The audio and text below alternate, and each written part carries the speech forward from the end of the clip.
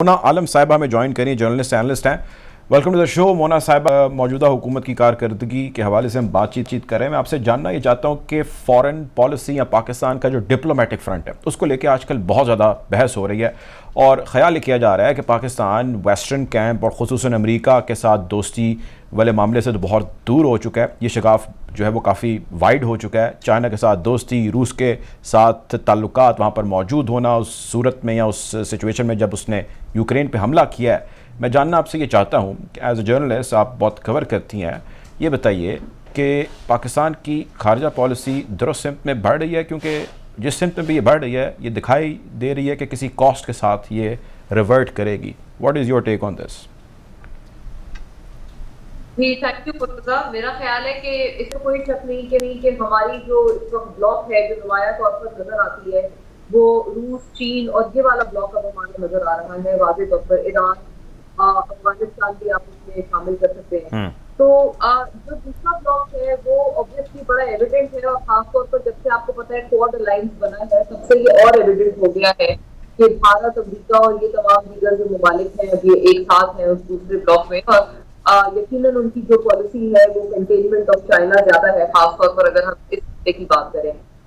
Having said that, मुझे लगता है देखिए पाकिस्तान की जो अप्रोच इसमें जो ब्लॉक वाले सूरत हाल तक की बात है, मुझे लगता है नॉट जस्ट दिस गवर्नमेंट, इससे पहले भी खारजा पॉलिसी एक ऐसी चीज है, आप भी जानते हैं कि इसमें इतनी ज्यादा डिविएशन नहीं होती है खारजा पॉलिसी, क्योंकि आपको पता है कि कुछ जो पावरफुल सपोर्टर्स हैं वो उन्होंने उनके साथ मुशावरत में, चाहे वो जरदारी साहब की हुकूमत हो, नवाज शरीफ साहब, बल्कि इवन जनरल मुशर्रफ की जब उनका जो डिक्टेटोरियल दौर था उस दौरान भी खारजा उमूर में मैं नहीं समझती कि बहुत ज्यादा वो लोग सकते थे।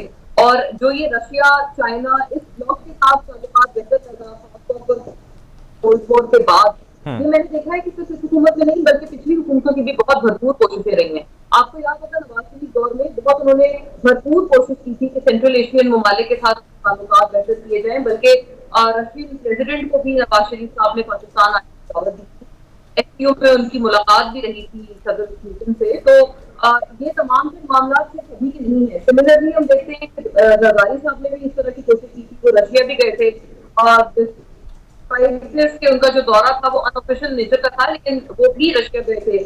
और इवन जो बल्कि जो सबसे पहला जो ऑफिशियल दौरा था जो कि हुआ था बायलैटरल सतह पर, वो 1999 में नवाज शरीफ साहब का था जब वो रूस गए थे। उसके बाद 23 साल बाद ये अब दूसरा ऑफिशियल दौरा है जो कि इमरान खान साहब ने किया है। तो मुझे लगता है इस हवाले से तो हमारी ये कंसिस्टेंट अप्रोच जरूर है कि हम थोड़ा जो अमेरिकन या वेस्टर्न ब्लॉक है उससे हटना चाह रहे हैं, और जो दूसरा ईस्टर्न ब्लॉक है उसके साथ अपने मामला थोड़े हम बैलेंस आउट कर रहे ठीक है। हैं। क्या पता है प्रोग्राम में ये बात कर चुकी हूँ कि ये एक बात है जो कि हमें शायद अच्छी ना लगे, लेकिन एक हकीकत है और हकीकत से आंखें नहीं चलानी चाहिए। हकीकत ये है कि वेस्टर्न इंस्टीट्यूशंस हैं और खासतौर ठीक है। पर जो ठीक है, आप मेरे साथ आज रहें, आ आप रहे मेरे हैं साथ रहें। मैं इस नुक्ते पे आता हूँ, आप मेरे साथ रहिएगा। अमीर अब्बास साहब, पाकिस्तान की खारजा पॉलिसी का बहुत जिक्र हो रहा है और ये भी जिक्र हो रहा है कि खारजा पॉलिसी का जो है वो पाकिस्तान के इंटरनल मामलात से बहुत सारा ताल्लुक है, हमारे फाइनेंशियल मसले मसाइल हैं जिसके ऊपर हम बातचीत कर रहे हैं। मेरा सवाल आपसे ये है कि कल का जो रिलीफ पैकेज है वो यूँ लगता है, जिस तरह इम्तियाज़ आलम साहब भी फरमा रहे थे, कि पाकिस्तान ने IMF को शायद खैरबाद कह दिया है।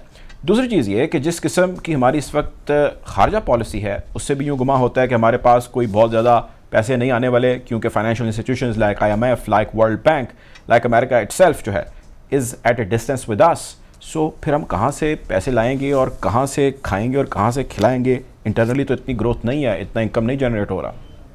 अमीर साहब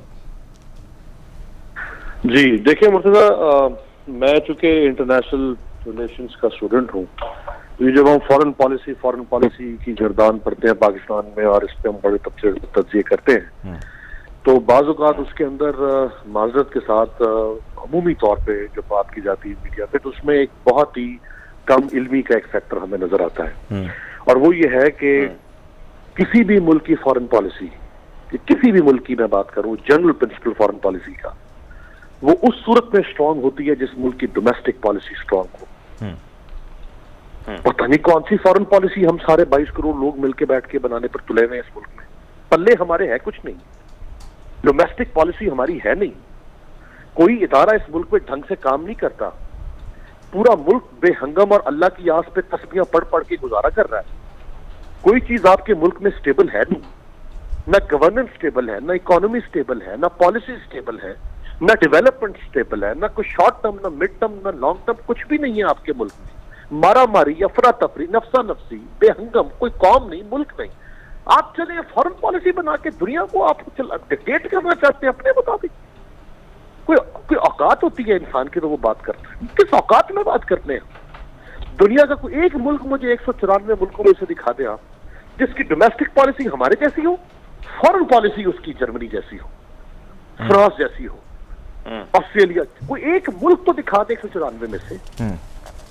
पता नहीं यूटोपियन तरीके से हमारे मुल्क में फॉरेन पॉलिसी वो भाई फॉरेन पॉलिसी नहीं होती कुछ भी किसी मुल्क की जब तक डोमेस्टिक पॉलिसी ना हो।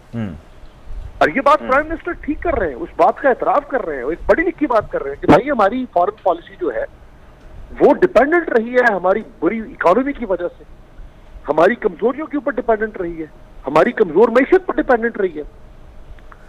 और जितनी कमजोर मैशत है, जितने आप भीख मांगने वाले लोग होंगे दुनिया में, उतने ही फिर आपकी फॉरेन पॉलिसी कमजोर होगी। आप दुनिया के साथ अपनी टर्म से बात नहीं कर सकते। यकीनी तौर पे जो है वो आपको पहले खुद स्ट्रांग होना होगा ताकि आप अपनी पॉलिसी जो है वो एक्सटर्नल फॉरेन पॉलिसी को स्ट्रांग कर सकें। बहुत शुक्रिया जी, मेरे पास वक्त की कुछ कमी का सामना है। अमीर अब्बास साहब प्रोग्राम में ज्वाइन कर रहे थे। इम्तियाज आलम साहब, sir my question to you is के आप इस गवर्नमेंट को ये टेन्योर यानी कि उसका टेन्योर जो उसका राइट है वो पूरा करता देख रहे हैं, या आपने से कबल सियासी शहीद का एक लफ्ज़ बोला या जिक्र किया, आपको लगता है कि गवर्नमेंट ये चाहेगी या इमरान खान साहब ये चाहेंगे कि उनको जो है वो हटा दिया जाए ताकि वो आगे भरपूर तरीके से दोबारा आ सकें, या ये टेन्योर उनका पूरा करना ही ख्वाब है? देखिए, मुझे लगता है कि इमरान खान की गवर्नमेंट के दिन नंबर नजर आ रहे हैं, थोड़े नजर आते हैं। जैसे मैंने कहा था, कल की तकरीर उनकी अपने पिछली 3.5 साल का दफा है, और आज जो चौधरी से मुलाकात है वो काफी शेकी हो गए हैं। लेकिन इमरान खान जो है वो बहुत सरप्राइज दे सकते हैं, बड़े फैसले कर सकते हैं, और खुद भी असेंबली डिसॉल्व कर सकते हैं, क्योंकि खुद उनकी पार्टी के अंदर बगावत बढ़ गई है। और अब मैं नहीं कह सकता कि वो संभल भी सकते हैं। अब्बास सलामती के हवाले से, इदारों के हवाले से फैसले ऐसे हैं कि वो उनके लिए उनकी कश्ती को पार भी लगा सकते हैं और कश्ती को डबो भी सकते हैं। और अपोजिशन की बुनियादी तौर पे नजरें एक सफे पे हैं जो उनके ख्याल में अब उस तरह सलामत नहीं रहा जैसे वो उन्हें लाने में सलामत था या उनकी हुकूमत को चलाने में सलामत था। तो लिहाजा मैं एक क्राइसिस बढ़ता हुआ देखता हूं, लेकिन मैं समझता हूं कि ये कबल अज़ वक्त जाना इमरान खान को सूट करेगा। ये उतना अपोजिशन को सूट नहीं करेगा जो अपोजिशन समझती है। लेकिन अपोजिशन की अपनी एक बहुत बड़ा फिक्र है, वो ये है कि वो कहीं अपनी पसंद का कोई आर्मी चीफ ना लगा दे और अगले इलेक्शन को वो पिछले इलेक्शन की तरह किडनैप करने की कोशिश न करें। बिल्कुल ठीक है। ले भागने की, बिल्कुल ठीक है, हाईजैक करने की कोशिश न करें। बिल्कुल ठीक है। आप मेरे साथ रहिएगा। मोना आलम साहिबा, ये फरमाइएगा कि अभी आपके आने से पहले थोड़ी देर पहले इम्तियाज साहब से भी मैं जानने की कोशिश कर रहा था, what is your take on this? The question is के ऑपोजिशन हुकूमत को घर भेजना चाहती है, वज़ीर आज़म को घर भेजना चाहती है, लेकिन ऑपोजिशन के पास आपके ख्याल से क्या सोल्यूशन है अवाम को देने के लिए? I mean whoever will come and sit, do they have a solution?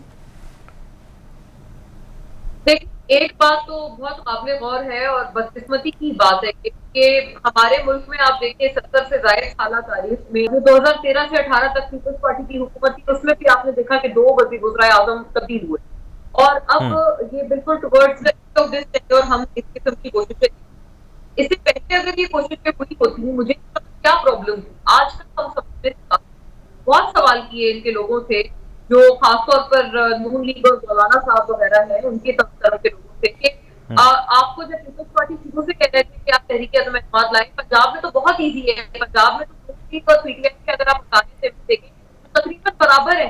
जो फर्क पड़ा है वो तो आजाद उम्मीदवारों से पड़ा था, जो कि जहांगीर करीम साहब की मदद से शामिल हुए थे हुकूमत में, पड़ा। इसके अलावा तो अगर आप पीटीआई और पीएमएलएन के जो अरकान है अगर आप देखें तो वो बिल्कुल बराबर थे। इतने मतलब इतनी बेसिक चीज होने के, बेजत में मेजोरिटी होने के बावजूद क्या वजह है कि पंजाब में भी तहरीक अदम एतमाद नहीं है। अब उसके 1.5 साल बाद अब कह रहे हैं कि हम दोबारा अदम एतमाद, अभी तक हाल नजर आ रही थी कि इनके नंबर पूरे हो जाए। आज